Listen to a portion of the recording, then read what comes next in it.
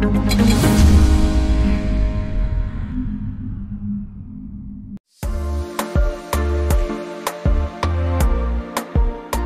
Anda lupa kunci mobil padahal Anda sudah berada di parkiran? Atau pernahkah Anda lupa menyimpan atau menaruh dompet Anda di mana? Memang daya ingat menurun seiring bertambahnya usia. Tapi daya ingat menurun sekarang juga dialami orang yang berusia muda. Apakah penyebabnya?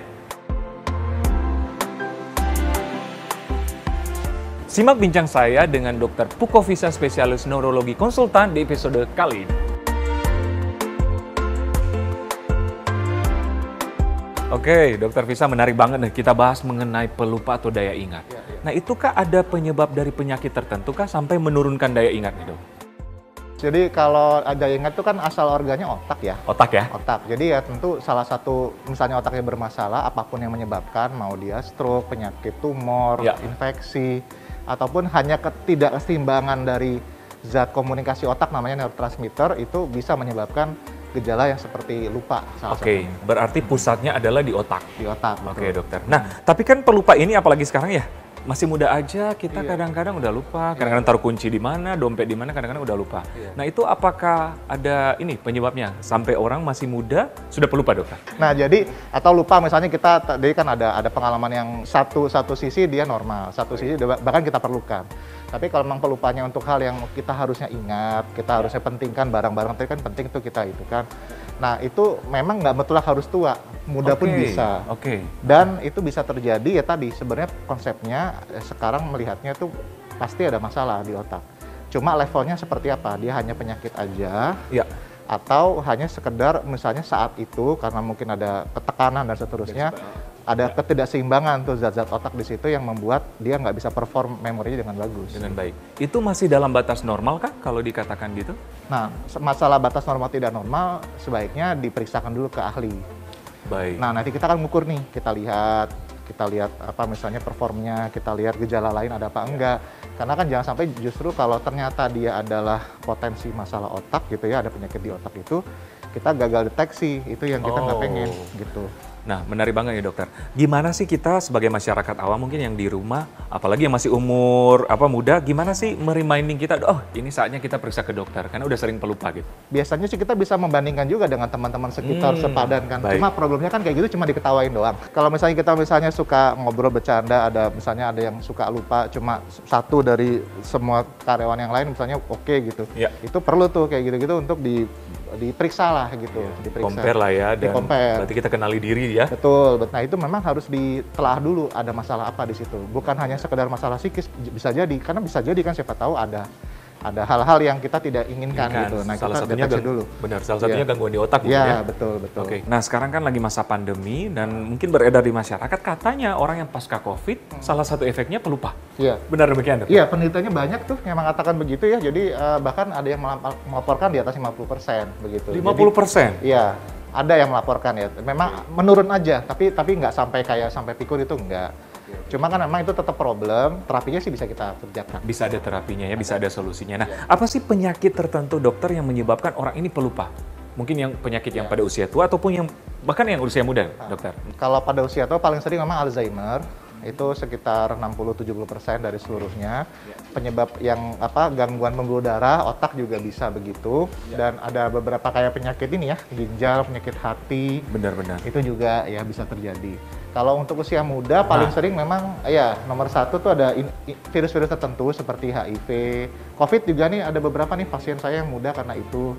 Ada juga yang memang ada gelombang otak atau kayak semacam neurotransmitter atau zat antar otak yang nggak seimbang di orang itu, membuat performanya jadi kurang. Jadi dia jadi kesulitan belajar ketika mahasiswa atau kalau bekerja performnya turun. Gitu. Nah, ini mungkin mawas diri juga dan kita harus mengenali diri sendiri kita. Nah, apa sih yang clue-nya, tandanya bahwa kita dikatakan ini pelupa yang masih dalam batas wajar normal dan yang tidak, dokter? Iya, lupa yang wajar sama nggak wajar tuh ingatannya kebetulan narsis saya bikinnya. Narsis kebetulan saya ciptain tuh sesuai visa. Jadi saya tuh semakin sering lupanya. So itu semakin sukar mencari ingatannya. AI-nya itu aktivitas, ibadah, dan pekerjaan menjadi turun kualitasnya. V itu variasinya jadi meningkat. Misalnya dulu cuma lupa barang, tapi sekarang jadi lupa nama orang, lupa janji misalnya. I-nya itu informasi lama, jadi sampai misalnya melupakan nama istrinya misalnya, atau nggak pulang-pulang ya, kayak pulang ya gitu ya misalnya. Sama sa itu menyiksa, jadi misalnya sempat memang akan bikin kerugian, misalnya lupa matiin kompor, nyaris kebakaran rumahnya, atau lupa rumahnya jadi kemalingan karena lupa ngunci pintu. Atau ATM suka hilang berkali-kali, kartunya ketinggalan. Nah, itu yang terjadi. Nah, kalau mungkin ada tanda-tanda begitu, mungkin segera periksa ya, karena biasanya itu udah tidak normal. Jadi. Oke, dokter, menarik. Nah, bagaimana cara meningkatkan daya ingat, dokter? Ya, daya ingat itu ada beberapa. Yang pertama tentu didiagnosis dulu. Kenapa masalahnya? Jadi kan organnya itu kan otak. Kita cek dulu otaknya bagus apa enggak, sehat atau enggak gitu, memenuhi syarat-syarat atau sehat atau enggak. Yang kedua, belajar hal yang baru yang belum pernah dikuasai. Baik. Terus kemudian ya mengurangi kecemasan ataupun rasa sedih gitu ya, depresi, itu penting itu. Nah, di luar itu memang kalau misalnya kebetulan itu adalah pasien berobat ke saya akan melakukan satu model stimulasi yang khusus buat dia. Seperti apa, dokter? Tailor made. Jadi misalnya contoh dia lupa barang, itu nanti ada beberapa stimulasi khusus, termasuk tips-tips khusus tentang bagaimana nyimpen barangnya supaya nggak hilang gitu. Oke, dilatih ya? Ya, kalau lupa janji misalnya ya beda lagi. Gitu. Ada nggak gerakan-gerakan atau apa ya yang bisa kita lakukan di rumah untuk meningkatkan daya ingat? Ya, pertama salah satu nutrisi otak itu adalah olahraga. Olahraga apapun? Apapun, aktivitas motorik yang sifatnya kreativitas, seni, dan seterusnya itu bisa. Jadi yang evidence-nya tinggi itu olahraga rutin, aerobik, ya 3 kali seminggu minimal 30 menit. Kemudian ada beberapa senam otak tuh bisa memang. Seperti apa, dokter? Senam otak tuh prinsipnya tuh gerakan-gerakan yang banyak sih sebenarnya model-model senam otak. Prinsipnya tuh nanti kanan dan kiri tuh tidak simetris, memang dibuat kayak semacam mikir lah sedikit gitu. Tetapi memang belum tentu cocok ke setiap tipe, setiap orang. Jadi memang harus sebaiknya memang dikomunikasikan kepada pakarnya. Oke, dokter. Nah, ada makanan atau apa ya yang dianjurkan khusus untuk meningkatkan daya ingat? Ya, beberapa kayak kacang-kacangan, vitamin-vitamin suplemen itu ya, itu meningkatkan daya ingat. Berarti yang protein tinggi? Ya, kacang-kacangan gitu. Kemudian tapi memang sekali lagi memang dilihat dulu ya dari sisi itunya. Ada juga misalnya kayak contoh besi ya. Untuk mereka yang anemia kan juga sama. Sebenarnya kan konsentrasinya, memorinya juga lupa. Itu misalnya anemianya kurang besi atau asam folat, ya itu dua itu yang kita juga akan. Jadi tergantung juga dari penyebab. Sekali lagi tergantung. Jadi analisisnya lebih dalam aja nanti. Dokter Visa, iya Mas. Apa sih tanda-tanda otak sehat? 1, kipernya itu modal awal. Ya udah nih, given dari Tuhan. 4 itu adalah bebas pengganggu. Jadi otak kita tuh harus ada bebas pengganggunya. Apa pengganggu otak itu? 1 adalah penyakit otak itu sendiri. Misalnya ada stroke, ada Parkinson, ada demensia, trauma kepala, itu sering tuh, cedera kepala pada anak muda juga sering tuh ya. Yang kedua adalah otak itu kan harus dapat suplai pembuluh darah yang bagus. Jadi pembuluh darah yang bermasalah seperti darah tinggi, gula, itu yang bisa bikin pembuluh darah bermasalah, termasuk penyakit-penyakit yang sifatnya toksik untuk otak seperti hati, ginjal, ya itu bisa problem itu. Bisa menyebabkan ya? Yang ketiga tuh pengalaman-pengalaman yang sifatnya traumatis buat otak. Apapun itu ya, misalnya kan ada pengalaman yang misalnya dibully dan seterusnya, itu juga bisa problem. Ya, yang keempat itu adalah substance yang kita konsumsi dari luar yang sifatnya toksik buat otak. Misalnya nafza, rokok, ya dan seterusnya, itu kan nggak bagus buat otak ya. Atau misalnya kolesterol berlebihan dan seterusnya, itu kan nggak bagus. Yang 4 berikutnya adalah bahan baku otak, itu harus bagus. Yang 1 istirahat yang cukup. Ya, jadi nggak boleh nanti kita tidurnya kurang cukup dan seterusnya. Setuju. Yang kedua adalah aktivitas motorik termasuk olahraga ya. Tadi aerobik 30 menit 3 kali seminggu minimal. Dengan juga aktivitas termasuk di sini senam otak, berkesenian dan seterusnya. Nah, yang ketiga makanan. Jadi makanan itu harus bagus, makronutriennya, mikronutriennya, mineral, vitamin itu juga harus tercukupi dengan bagus. Yang keempat itu adalah pengalaman-pengalaman yang sifatnya bagus untuk otak.